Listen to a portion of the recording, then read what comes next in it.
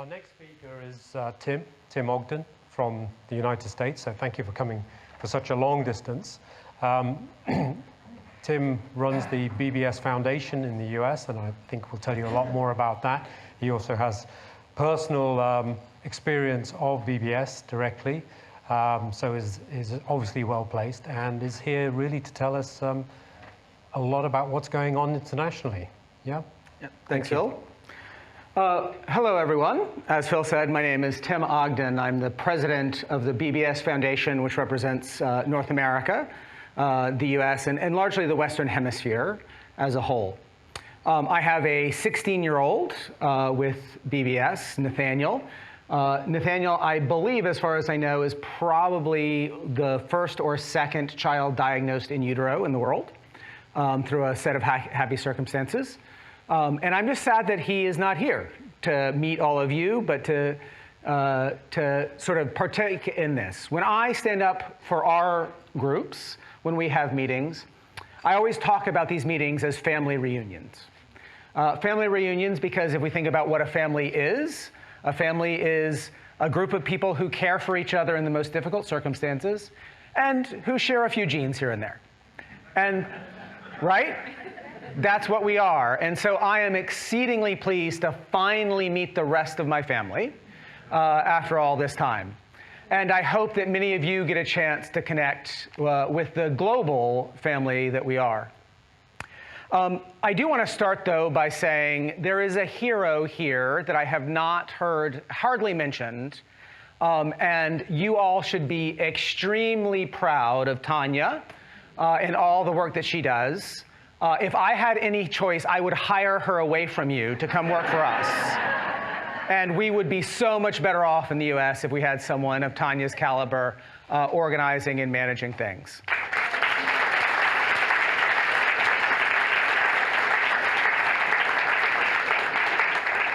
So, as I mentioned, I'm president of the BBS Foundation in the United States. Some of you who are old-timers may remember that long ago there was a Yahoo group that was about the only thing globally where people with families with BBS could find each other and ask questions. And out of that was founded by a group that started in the US that was at the time known as the Lawrence Moon Bardet-Biedl Syndrome Family Association, clearly not branding consultant approved. And out of that group eventually was born a registered nonprofit, the BBS Foundation, so that we could better organize, raise funds. And along the way, we have always looked to the BBS UK because you were a bit ahead of us in getting yourselves organized and structured. But also following in those footsteps, there have been a number of organizations in other countries around the world. And so recently, I guess it was about a year ago, we have the first BBS international personage. Francis Lestel was here. He's a vice president of BBS International and in the BBS France. But long ago, back in that Yahoo group, Francis participated in that Yahoo group as the person who would come in and write posts giving summaries of research from around the world, particularly on vision loss. And so one of the very first people that I connected with in my BBS journey was Francis because he was providing this excellent, and so was an example of the importance of international connection. And the group in BBS France sort of brought us all together, those of us who we've made connections with over the years, to try and coordinate together, not just as individual national organizations, but recognizing that we are one family. And what happens here in the UK affects us in the US. The progress that we can make in treatment and care in the US affects people in France. The research being done in France is relevant for families in Germany, et cetera. And so it is, in fact, critical that despite the fact that most of our care comes locally and nationally, that we collaborate and coordinate globally. And there are a number of reasons for that. And pointing this absolutely at no one in particular, and I really do mean that. That isn't sort of a side statement. The people that BBS affects are us.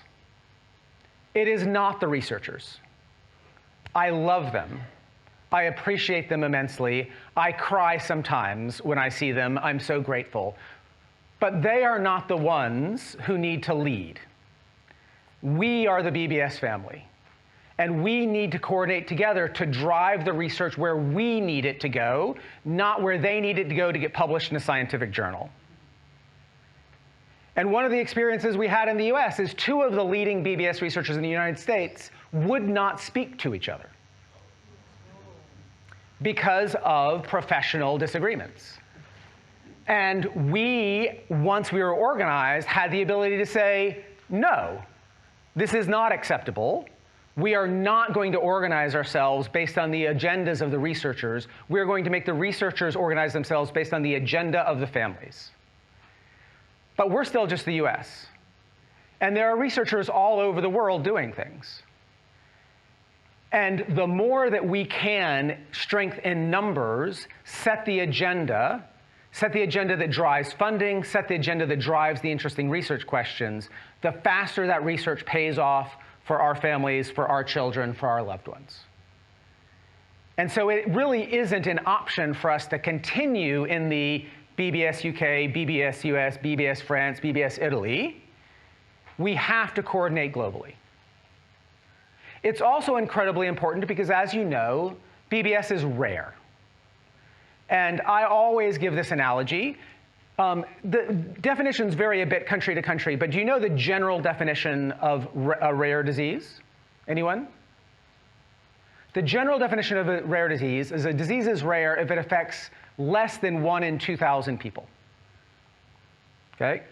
You saw Phil's chart earlier. BBS is a lot more common than we used to think, but still, just as a rule of thumb, BBS is 100 times more rare than rare.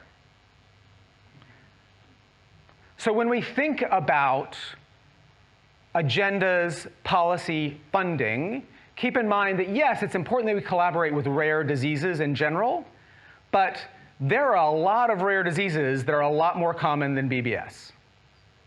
We have to be organized, not just nationally, but globally, to bring to bear our collective efforts to make progress as fast as we want them for our children, for ourselves, for our children.